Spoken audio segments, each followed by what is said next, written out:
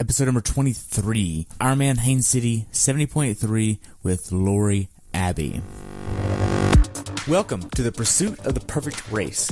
I'm Coach Terry Wilson, and with each episode, I bring stories of athletes to you that share their experiences at races in order for you to learn how to have your perfect race. You will hear stories from athletes of all ages, abilities, and races of all distances. So regardless of where you fit in, there's something in there for you. Thanks for spending some time with me today. Now let the pursuit begin.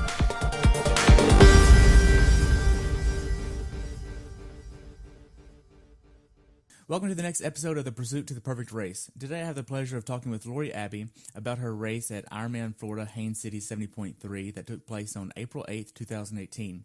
This is her fifth year on Big Sexy Racing. Lori has been doing endurance sports for 16 years and triathlons for 10 years now. I look forward to hearing about your race. Welcome to the show.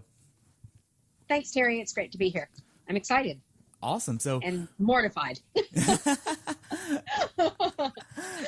Awesome. So why did you want to do this race? I did this race because we targeted it as part of the Big Sexy Racing season. It was the North American Club Championships. So we kind of all got, I wouldn't say browbeaten, but there was a little peer pressure to show up and be a part of the race. I have actually actively avoided this race in the past because it has a reputation for being hot and hard and not wetsuit legal, all things that are not on my list of things to do. But the more people that signed up and the more we plugged it for the team, it was a phenomenal way to kick off my triathlon season. Okay. So how was your training going into this race? My training was kind of slack. I had come out of ITU World Championships in Penticton last August and kind of had to refocus and re-centralize my entire world and home life. So my training took a drastic turn to things that could be managed strictly before work or strictly before my husband got up on the weekends to not interfere with anything else that we had going on. So I had not run longer than 10 miles and I had not ridden longer than 2 hours going into it. Oh, wow. So did you miss any training going into the race? I didn't miss any training. I just wasn't, I wouldn't say I was underprepared. I was definitely well rested and slightly undertrained rather than injured, tired, and overtrained. Okay. Now, did you have a certain plan you were using for this race? I did not. I have a coach who works with Life Sport, and she actually has been my coach for the last few years. So I just let her do what she thinks needs to be done and move along according to what she says. Okay. Who's your coach? Marci Gray. Okay. Yeah, she's an accomplished Ironman. She's also an Ultraman athlete. So she knows my life. She knows my family. I pretty much trust her almost explicitly with what I need to be doing and not question her. Okay. So going into this race, what was your longest swim? I think I got up to about 3,500 meters. Okay. Which is well over what I needed, but it was, I have not been a fast or hard swimmer in the past, so I thought perhaps the extra yards and meters would translate into a better swim, which in the pool they were translating into great swims, but apparently on Sunday they translated into you swim exactly the same time you swim every time for a 70.3. Gosh. Well, now the course is a little bit different too, and we'll get into that in a little bit. So what was your longest bike ride? Between Penticton and Sunday, my longest ride was 2 hours, so just at 40 miles. Okay. So now, did you have a longest run that you would do? Well, I had run a 50K Ultra in December, and then I had run the 26.2 with Donna weekend events. So I had run about 40 miles in February, and then I paced at Ultraman. So I had plenty of run miles under me. I was not concerned about run miles at all. And Jamie said that you'd actually do some of her long runs with her. Oh, God, yes. We ran, I used to call them jokingly her weekend marathons, because we would, for about 5 weeks in a row, we were running anywhere between 20 and 28 miles. God. And yeah, getting ready for Ultraman. Yeah, and she ended up winning the female division at Ultraman. She did.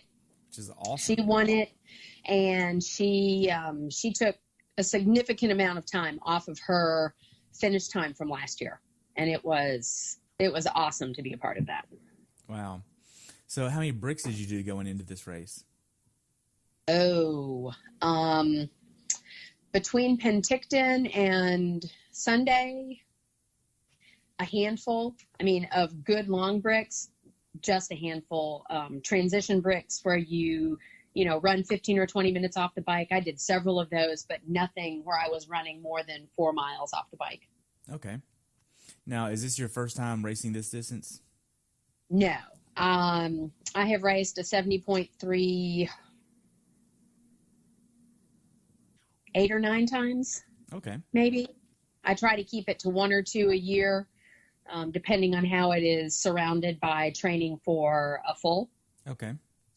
Just because I do know that I need to balance my training time with my work time and my family responsibilities. And I'm too poor to register for more races than that. So I just limit what I do and try to spread them out pretty evenly throughout the season. Gotcha. So now what age group did you race in this year? This year I'm racing in the 50 to 54. Nice. So now what kind of nutrition did you use for this race? I primarily used First Across out of Canada. I have used First Across since they were originally branded as PhD Nutrition. Same company, different name. On my bike, with the exception of my Honey Stinger waffles, they were my exclusive nutrition. I use their Hydrodurance, Glycodurance, and Ultradurance in a mix that works for me. It doesn't work for everybody. And then once I got to the run, I used a combination of the First Across in my handheld flask that I took out of T2 and the Gatorade Endurance that was provided on the course. So what was your mindset going into this race? My mindset going in was I had wanted to swim really well because I had felt like I had put in a lot of work and seen improvement in the pool. So I had wanted to swim under 40 minutes. I wanted to bike under 3 hours, and I wanted to run under 2 coming off the bike. I've done it before, not swim under 40, but I've biked fairly well and still been able to run under 2 hours off the bike. I had really wanted to see about a 5:45 finish, since I have finished 5:42 at Gulf Coast, which is not a comparable course except for the mere fact that it is a 70.3. But those were really my only goals going into the race. I thought I was positioned to swim really well, and if I had swam well and gotten on the bike and ridden fairly conservatively, I probably could have, run a 2 hour or just under half marathon. But it's not the way the day panned out, so right. We just went with it. Gotcha. So now then, whenever you started traveling to the race, where are you traveling from and where are you going? We were traveling from Tallahassee, Florida, for this race to Haines City, which is in the Central Florida, Claremont area, which if anybody has ever been in the Claremont area, they understand that it disproves the theory that Florida is flat. We probably had more elevation change on that route than you have anywhere in the rest of the Southeast, barring the tail end of the Appalachian Mountains. Wow. My Garmin told me I had about 1,600 feet of elevation on the bike. So it's not horrid, but it's all in the back half of the ride. So you have to know, or you have to at least be ready for the fact that the hills are coming. Gotcha. Did you get an Airbnb or a hotel for this race? We actually, there were 13 of us, if I remember correctly, that stayed in a house, and I'm not sure how the teammate who organized it found that. I just know that she arranged it, we all paid her, and we had a great place to stay. It was about 30 minutes from the actual race venue, but it had, huge house, had its own swimming pool, bedrooms for everybody. It actually had a great sized indoor storage room where we all put our bikes before and after the race, and it was convenient to short shakeout training bricks before we went to race. Nice. So whenever you got ready to go to the race venue, how was the check-in process? Check-in was smooth. Ironman does a great job of running that side of a race. You ID, you USAT, you sign your waivers, you pick your stuff up, you move. It's very smooth, as you would expect at any Ironman branded race. No problem whatsoever. They have got it down to a science where they funnel you through check-in directly into the gear tent, just like at Disney, where they funnel you into a gift shop, and you spend all your money before you even start the race. Wow. So now, did you have any issues with the bike prior to checking in the day before? No, I had pretty much checked my bike before I left home, put it on a rack, driven it down, ridden it the next day, made sure it stayed inside and didn't get rained on the night before. We did check our bikes through the optional bike check on Saturday, so we didn't have to leave that much earlier on Sunday before the race. They did get rained on that night. A pretty hefty storm came through, but everything functioned perfectly when I got there Sunday morning. Did you put bags or anything on your bike? No, I didn't, because I don't have a computer on my bike. To me, there's no reason to cover your bicycle seat just to keep it from getting rained on, because the first thing that's going to happen to your bike when you get on it after swimming is it's going to get wet anyway. So I have never covered my saddle. I did briefly consider maybe I should cover my power meter, which is on the chain rings. But at that point in time, I had already checked my bike. We were already halfway back to the house, and, it's been through puddles and rain before. So I figured if it didn't work, I wasn't going to look at power until after the race was over anyway. It would be fine. If it did work, great. I would have the data to look at the end. Right. So what kind of power meter did you use? Right now I'm running a Power Tap from when the team was previously sponsored by the Ceres Group. I got it through their discount program that we had 3 years ago. Functions perfectly. My chain rings are still great, so I probably won't update it or upgrade it or change it out until it stops working. Okay. But it gives me dual-sided power. It gives me discrepancies between left and right pedal strength, and for the minimal amount of data that I look at afterwards, it's a great measuring tool. Okay. Now, what was your final workout going into the race? Let's see. I swam the day we left. Does that count? But I guess my final workout would have been the Saturday and Sunday beforehand. I had an hour ride and a 30-minute run off the bike on Saturday, and I had an 8-mile run on Sunday. Okay. So just an 8-mile easy pace run. Everything felt good. It was, nice and steady, no surprises. And then swam a little, ran a little, rode a little during the week, and got in the car on Thursday and went to the race. Nice. You didn't do anything in Haines City right before the race? We did a short 30-minute ride, 20-minute run on Friday, and a short open water swim on Saturday before we checked our bikes. But I don't consider them a workout. They're, make sure everything works, make sure your legs are still underneath you, that kind of thing. Not really I have to get this in or my race is going to fail kind of workout. Right. Now, did you have a certain meal that you had to have the night before the race? No, I'm pretty lucky that I can eat almost anything at any given time.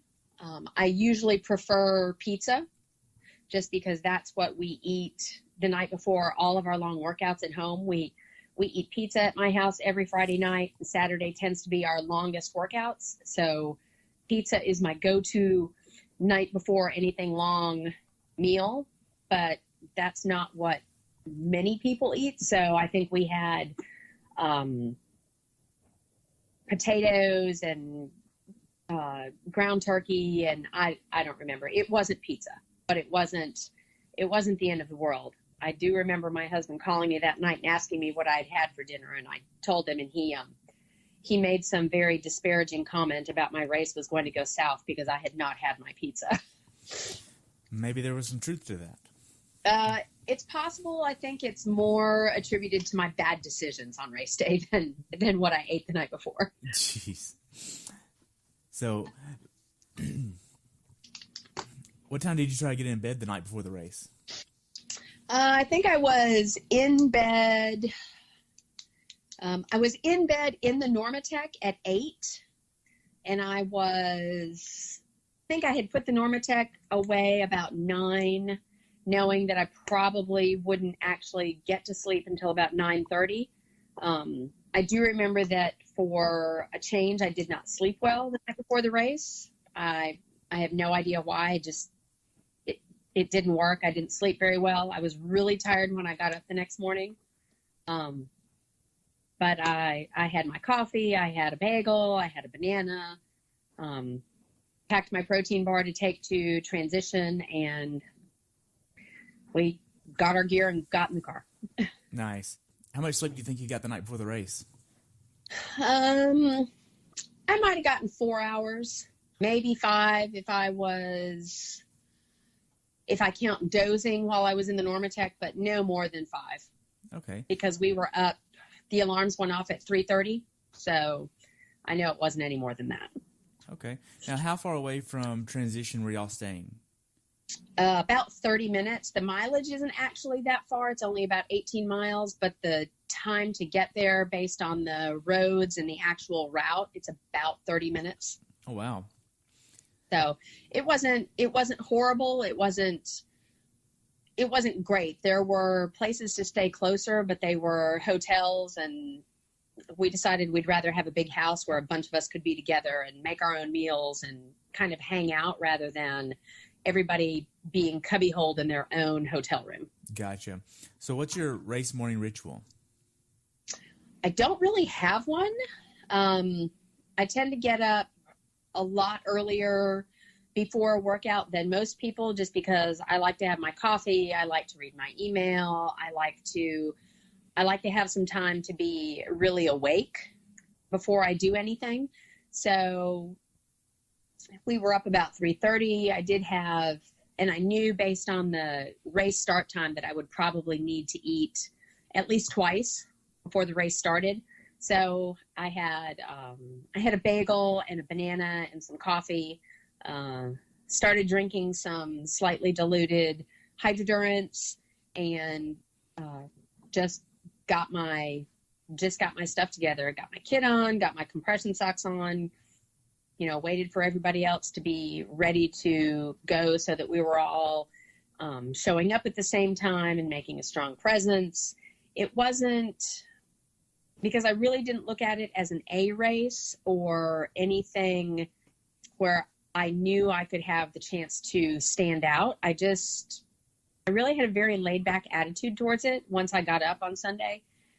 Saturday night I had a minor freak out, but Sunday morning once I got up, I thought, we're all here for the same reason, and it's to earn points and get a team win rather than necessarily looking for all of the individual wins that we tend to look for when we go to a race. Okay. What was your minor freak out?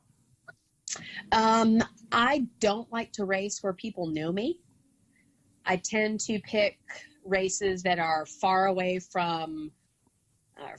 away from home that most people won't travel to them, that I know, where I'm not going to see people from home on the course who will expect me to put in a certain type of performance.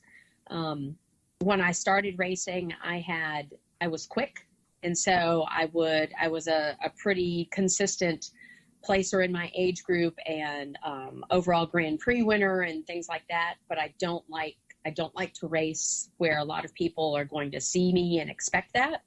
So having 70-something team members there, all knowing that we wanted a good showing, was a little intense after dinner Saturday night. I kind of had a little minor meltdown where I thought this was not going to go well for me.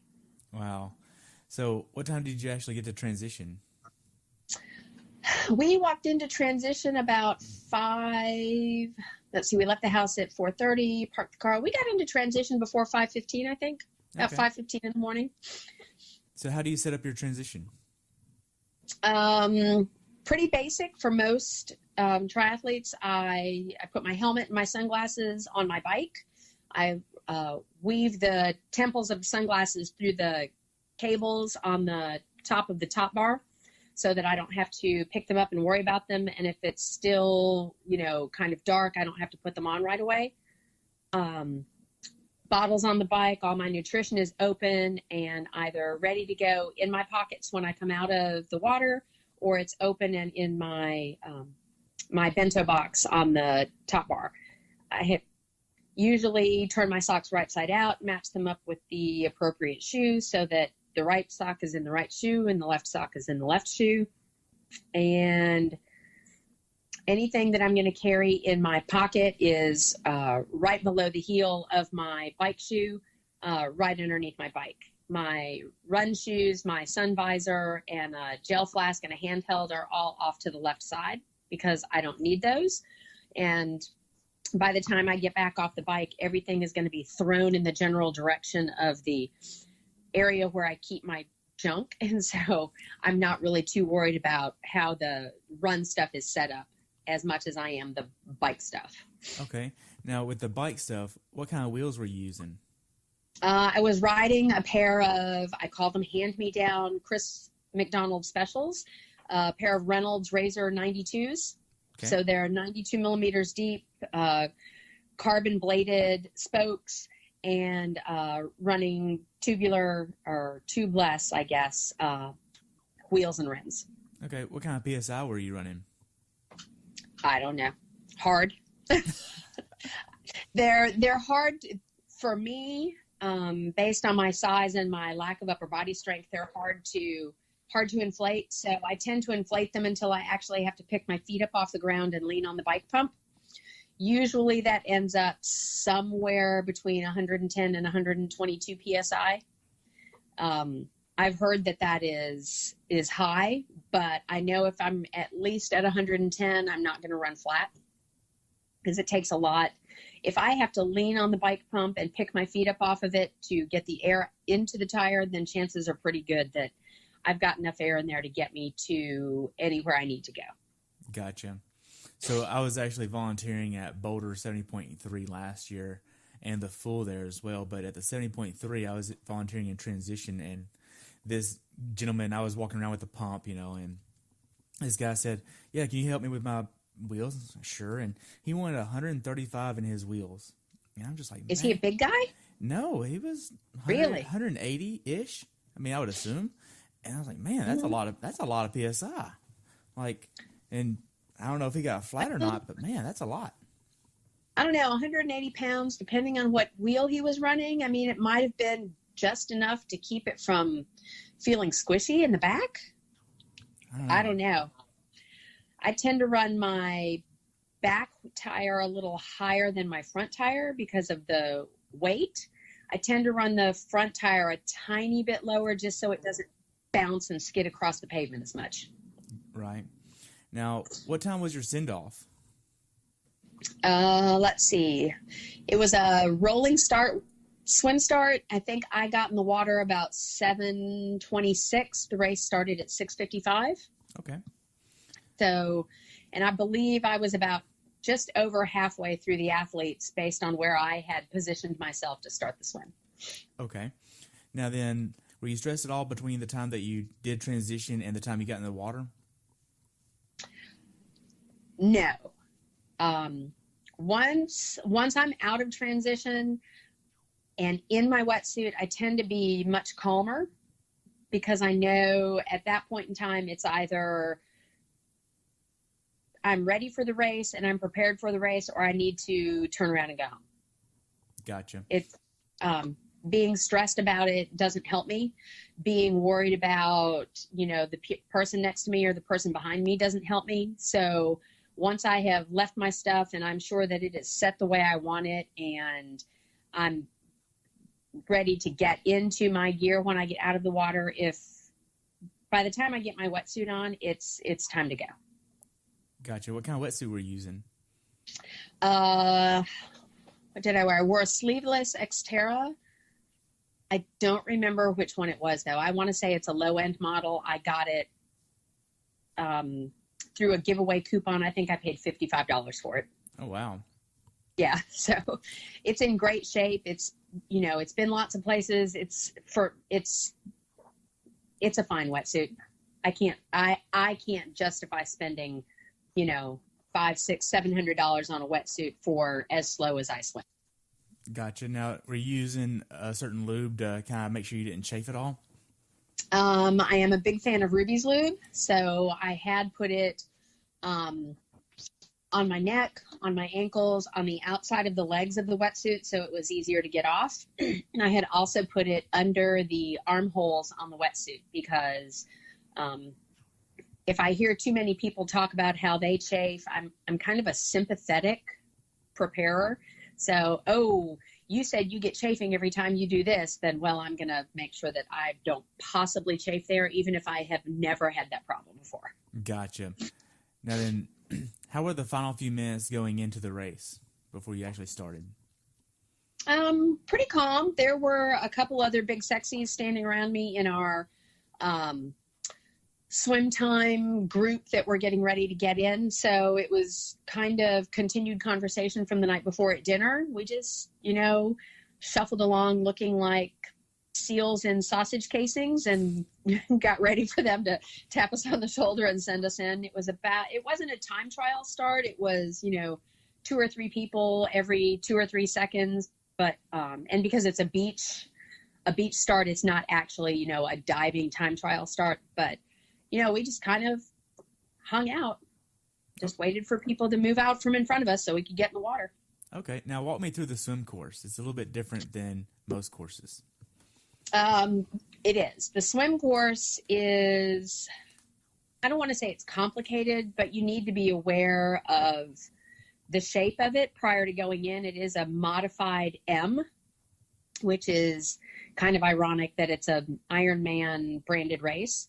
But there are 6 significant turns in the swim, which are, 4 more than any normal rectangular course. But we spent a lot of time on Saturday eyeballing it and counting exactly how many buoys to go past, where the turns were, looking at the map and, trying to gauge how far between the turns were and how far down we were going to have to come. I didn't feel like the course itself was hard or difficult. I know lots of people did. Lots of people were very, I don't want to say upset, but they were very put off by the shape and the design of the course. I don't feel like it was hard. It may have contributed to slower swim times, but what it did contribute to was a very congested swim course. It's a small body of water, and you put 2,000 people in that body of water in a very short period of time. And thankfully, they're not doubling back on each other and swimming loops, but there's a lot of people in the water with you all the time. It was hard to find a clear line through the water. Okay. Now, for this swim, did you use tinted goggles or clear goggles? What did I use? I actually used a pair of old backup goggles, which are ones that I take to races so that if I lose them, I'm not heartbroken about it. They still function perfectly. They still seal well, but they were, I called them my life through rose-colored glasses. They do have pink lenses. So everything looks really bright and rosy when you're looking out, but they were not polarized or mirrored or dark sunglasses protection type tinted because of the early start. Okay. How did the swim go for you? Any anxiety? No. I felt like the swim went really well. I had never actually been kicked or injured in a swim until I went to Penticton last August, and I did suffer a couple injuries there. At this race, I did get kicked a couple times pretty hard. One of the times I was kicked hard enough that it shut my Garmin off, which really annoyed me later on. And I did get kicked once where my goggles shifted, and I just, under the water, it's best to call people names where they can't hear you. So shifted my goggles back and kept going. So I didn't really lose any time. And I felt like the swim went really, really well until after it was over. And until actually after the race was over and I was on the phone with my husband. He said, well, you swam 42 minutes. And I had to come apart. Like, that's the same time I swim at every race. Why? Right. Why? So the swim out, it was on the beach and they had wetsuit strippers, right? No, there were no strippers. No strippers. Nope, no strippers. Or at least if there were, I didn't see them. So I came out of the water, went up the hill towards transition, peeling my wetsuit the entire way, got it off, tried my very best not to actually sit down in transition because that's a no-no when the pro athletes are watching. But I couldn't get my socks on without sitting down, so sat down, put my socks on, slipped my bike shoes on, and ran out towards the mountain line. Okay. Now, was there any sand that you had to walk through from the swim out to transition? There was, but there were, they had set up wading pools that you could run through on your way through transition, which helped get a lot of the lake grime off your feet. I always put an old throwaway bottle of water in transition. And as I'm standing there getting ready to put my socks on, I dump it over my feet so that all the sand is off and out from between my toes. Okay. I don't like blisters. So I will take 3 seconds and dump a bottle of water over my feet and stand on my towel to make sure that I'm not putting sand back in my socks when I'm getting ready to go. Gotcha. Now, do you use Body Glide or anything like that for your feet? I have never. Okay. Just because the trade-off, I guess, is that I do rinse them off rather than putting on Body Glide or something over sand that's on there. I'd rather rinse them off, put on socks that I know are clean, and go from there. Okay. Now, did you put your bike in a certain gear before you racked it the day before or in transition earlier that morning? I remember putting it in an easy low gear, but I don't remember exactly which one it was. I was still in the big chain ring, probably second smallest gear on the cassette, but not any of the grainy gears on the small chain ring up front. Okay. Did you have a certain strategy for the bike that you wanted to go by? I did not, just because I had not previewed the course. I had wanted to ride steady so that I would come in under 3 hours. I wasn't sure how that was going to pan out given where the hills were going to fall. So when I went out, and of course I had gotten out of the swim and felt like I had done really, really well. And I got out of transition pretty expeditiously considering the distance we had to run and the size of the transition venue. Got out on the bike, got out away from town. And about mile 5, I thought, oh, I feel really good here. I've never actually ridden hard in any triathlon. I always ride really conservatively so that I can get off the bike and run. But I felt really good. I felt like I'd had a good swim. And I thought, well, you know what? Let's just see how hard we can ride. And at that point in time, I decided that no matter how badly everything else went, that I was going to ride it in under 3 hours. And I was going to see how to make that happen without, blowing a tire. Okay. Now, did you have a certain cadence or power number you were going off of? I wasn't watching power because I know with hills and coasting and things like that, watching power is not really the best option. I tend to ride during a race based on feel. So I was riding that way. My feel good cadence is usually about 92. And I think when I looked, my average ended up being 93. So that means that played out pretty well. Okay. Now, did you have a certain nutrition plan for the bike? My plan for the bike for hydration was about one bike bottle, which I guess is about 22 ounces of a Hydrodurance, Glycodurance combination every 45 minutes to an hour. I had enough mix or concentrate on the bike to give me 4 bottles worth, just in case. I also had planned to have a Z-bar, which is made by Cliff. It just is easy to digest, that I had immediately, once I got on the bike and out of town, off the swim. So, and then at the top of the hour, I had a honey stinger waffle on top of my hydration that I had split in half. So I had half a waffle at 1 hour, half a waffle at the second hour, and then at 2.5 hours, I had a pack of chews that are honey stinger, which were really good. And then, I had hydration that I try to listen to my watch, and about every 2.5 minutes to 3 minutes, which usually pans out to about every mile, take a sip. Okay. Now, how was the road quality for this course? I felt like it was great. I didn't feel like there were potholes. I didn't feel like there was seam seal that you find in some of the northern races. Some places there was really great shoulder. We were not, the course was open, but very low vehicle traffic. There was not,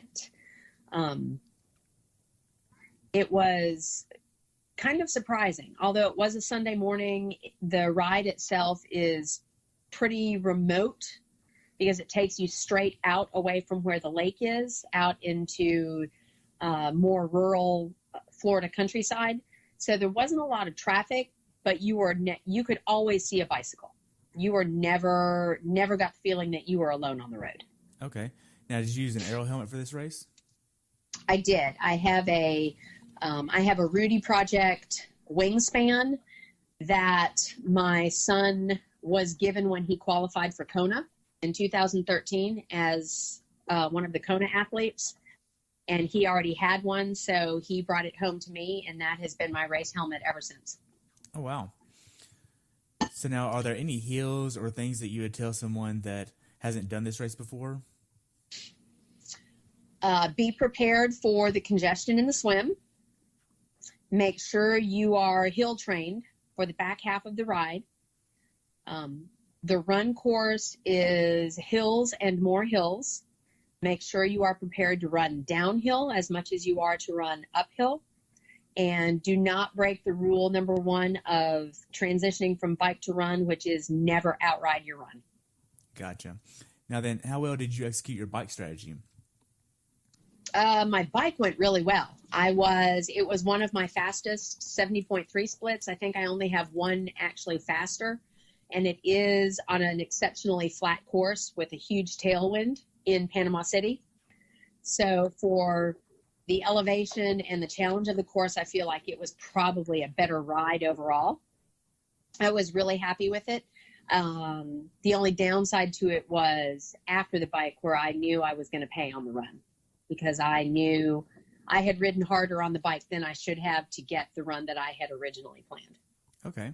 Now, the final few miles of the bike ride, do you do any type of transitional cool down to prepare for the run? No, because I had swapped my plan in mid-race to ride hard. I rode until I hit the top of the hill at the mountain dismount line. And I came, usually, you see the people who come screeching into the dismount line and they're leaving rubber on the road and flying dismount. And I'm typically the very opposite. I tend to slow down quite a ways in advance and brake and get off and kind of go over the dismount line. But I was one of those. I came screeching into the dismount line and, threw my feet off the pedals and took off into transition, which is very unlike me. I'm not that kind of ride ending cyclist. Okay. And then you had a T2 of about 3.5 minutes. How was T2 for you? T2 was good.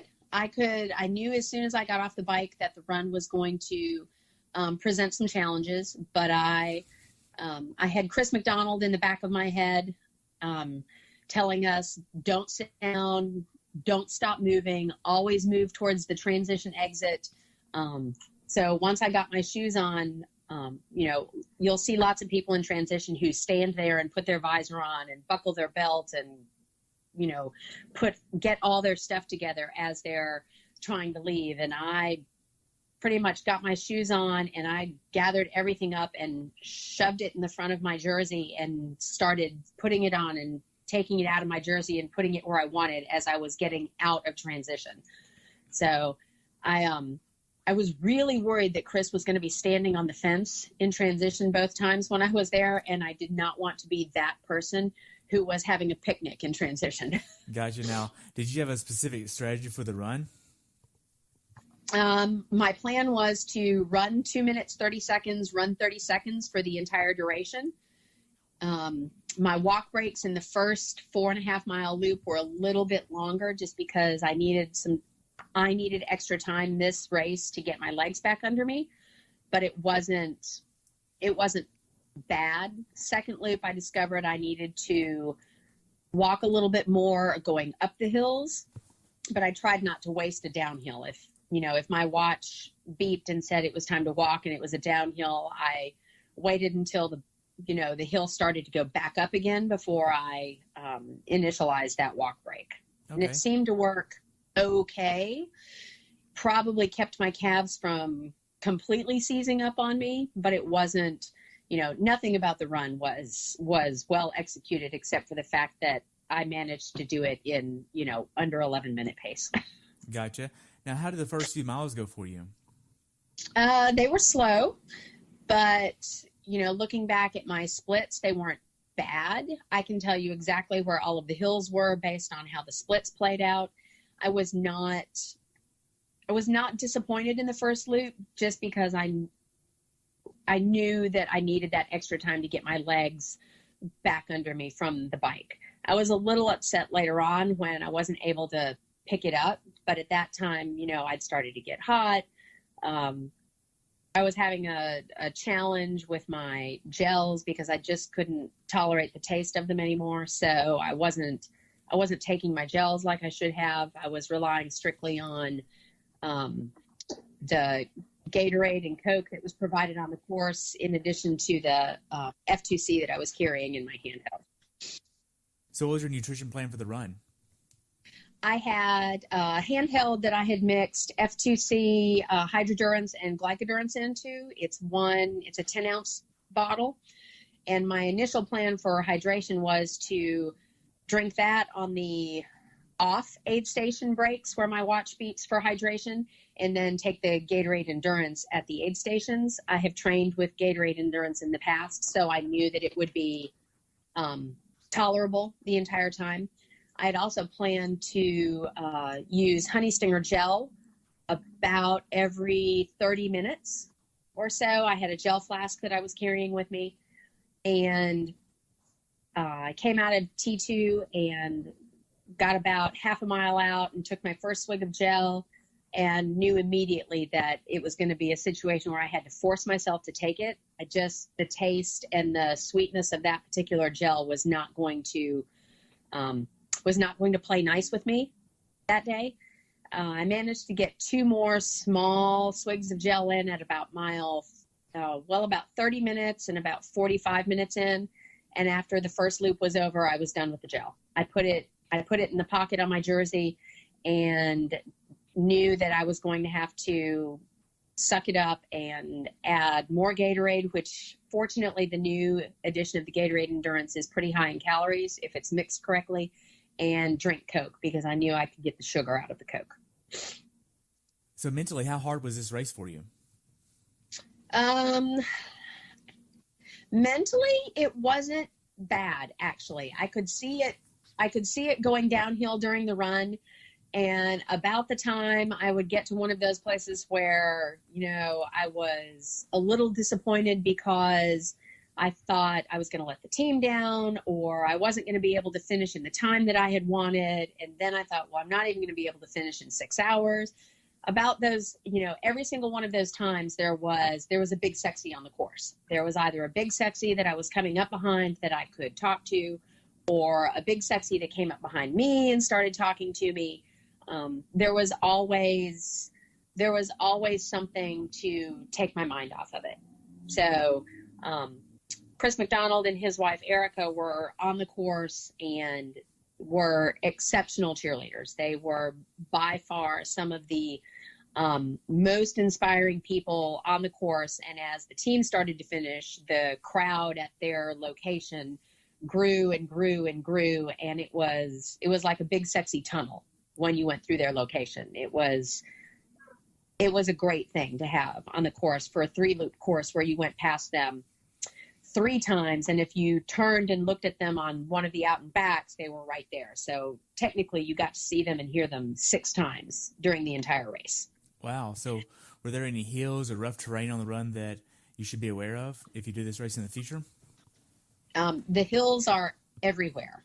I don't think there is a substantially flat portion of the run, except as you leave T2, and it may be the first half mile of the loop.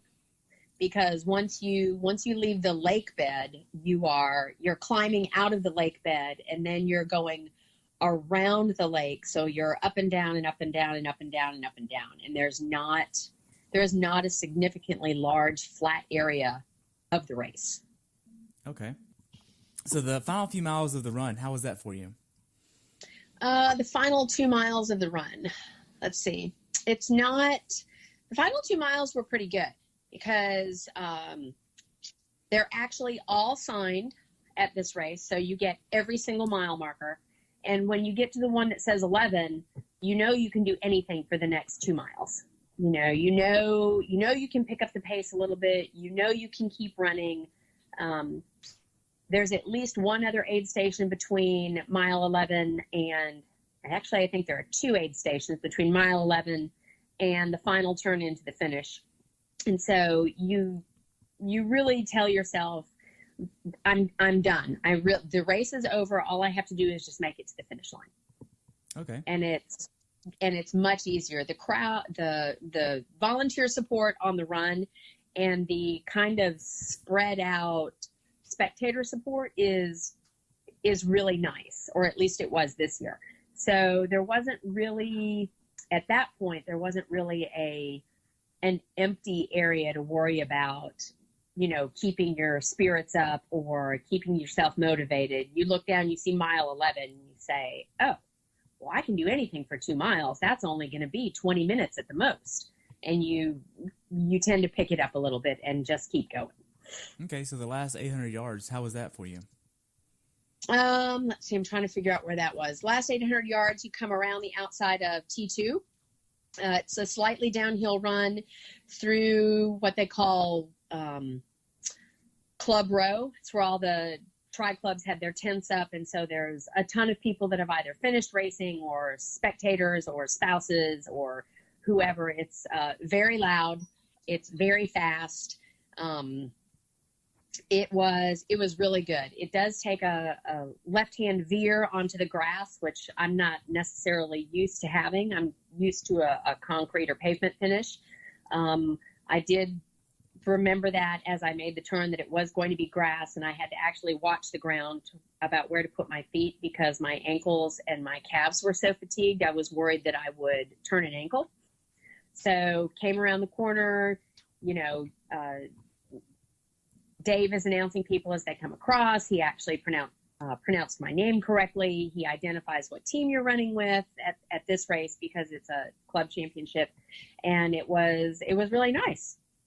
Nice. So after you crossed the finish line, what'd you do next? I grabbed a bottle of water and tried not to pass out.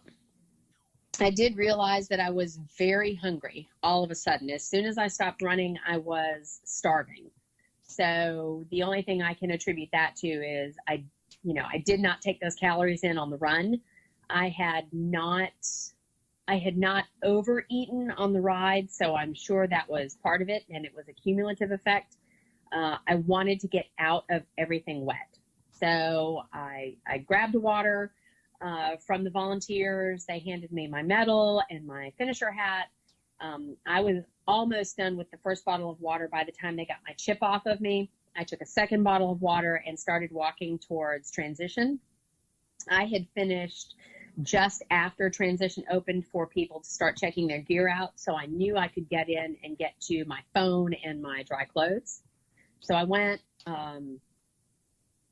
got changed into some dry clothes, got on the phone with my husband, and walked to where the post-race food was. Because I think if I had waited 5 more minutes, I might actually have sat down and passed out and not gotten back up for quite a while. Okay. I was that hungry. So how was your recovery process? For this race, knowing I didn't have anything I had to do the next day except drive home was probably pretty lax. I did get some protein. I got some water. I got a banana. And then I went to find the rest of the team, and we, the appropriate term is that we rehydrated. I'm not sure you would actually classify it as rehydrating based on the actual items we hydrated with. So there was a lot of non-water, non-electrolyte consumption. Okay. But it was, I was on my feet a lot, so I didn't get very stiff. I was still moving around. Once we got back to the house after we got our gear checked out, after we'd been to awards and got our gear checked out and we're back at the house, I did get in the Normatec pretty quick for that purpose, knowing I had to drive home and I wouldn't be able to sit with my feet up for very long, which I'm sure had a very positive impact on my recovery, because I was able to, unload my car when I got home, get to work the next day, not miss anything monumental. I did have a group run Tuesday night that I had to lead, so everything pretty much was going to be back on track and on schedule right away. Okay. So now looking back on it, how well prepared for the race do you think you were? With the exception of not having ridden long, I think I was pretty adequately prepared. I might have, in retrospect, wanted a couple long rides between beforehand, maybe 3 or 3.5 hours, but I don't feel like they were overly negative on my day. Any day I can ride a course like that in under 3 hours, I'm pretty pleased. Okay. I'm just not a fast cyclist. I'm just not fast at all. But I figure if I can get out and then off the bike in under 3 hours, I'm pretty pleased. Okay. Now, what's something that you learned from this race that you would like to pass on to someone that hasn't done this race before? Don't change your race strategy mid-race. That can change everything about your race day. If I had stayed with a more conservative ride, I would have had a better run. So I probably would have had a better overall finish, which is what I had gone into the race hoping for to begin with. I probably would also say consume more calories on the bike, and don't ditch your nutrition during the run just because it tastes bad. Okay. You need to, stay with what you've done, stay with what you know you need to do, and not throw it out the window just because you don't like it. You've done it all through your training. You know what's going to happen. You know what's going to work. Just do it. Okay. So now how can athletes follow you? People can find me on Facebook with my real name, Lori Abbey. They can find me on Twitter at Ladies Got Legs and on Instagram at Ladies Got Legs.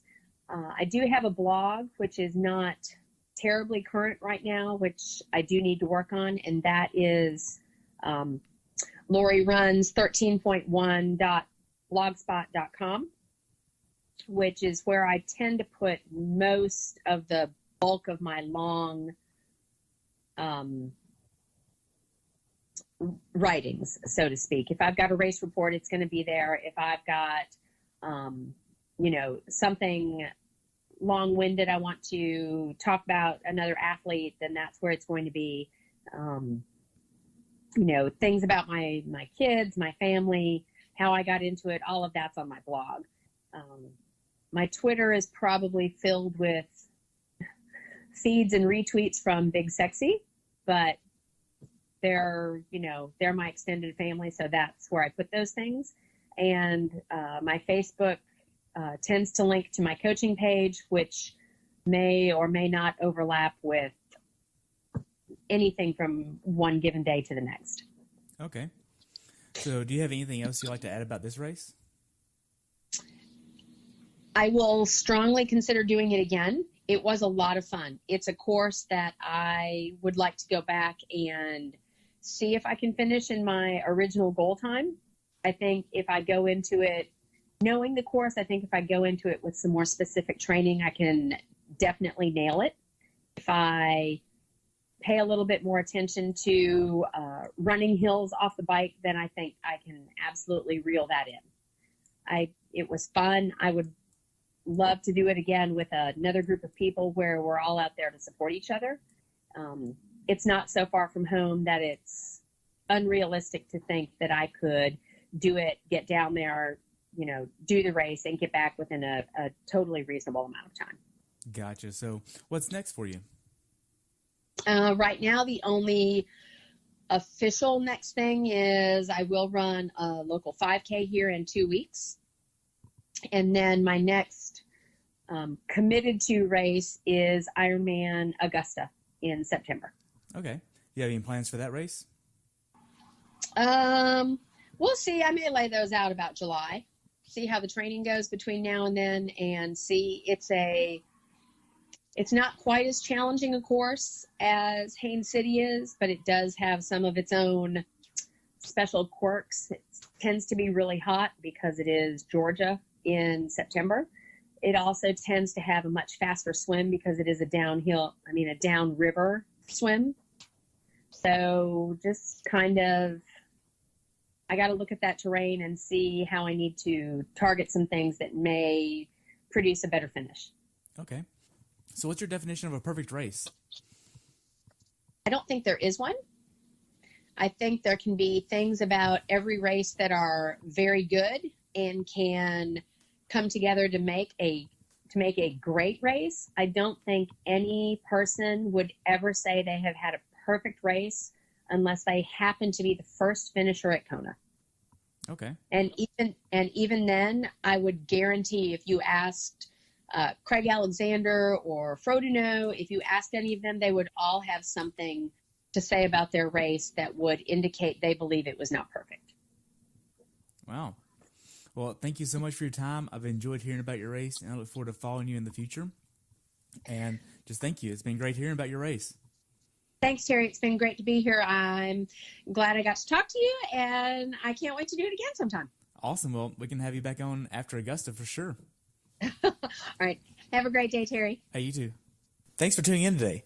I hope you were able to learn something from today's episode. If you enjoyed the show, please take a minute to leave a review on iTunes or share it with a friend. Be sure to subscribe so you never miss an episode. If you'd like to see pictures from this athlete's race, learn more about who I am, what I'm doing, or be on the show yourself to share your story, check out my website at CoachTerryWilson.com. Until next time, continue the pursuit.